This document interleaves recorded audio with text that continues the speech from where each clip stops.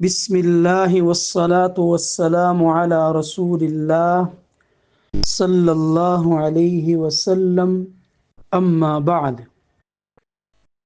حفاظت کی نویں دعا: اللہم انی اعوذ بک من زوال نعمتک وتحول عافیتک وفجاءت نقمتک وجمیع سخطک۔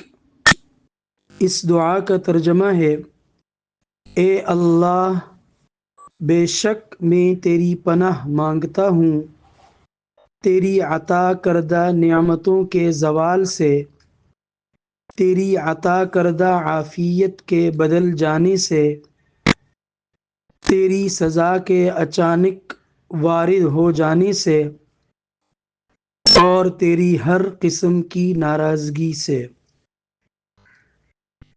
اللہم انی اعوذ بک من زوال نعمتک وتحول عافیتک وفجاءت نقمتک وجمیع سخطک۔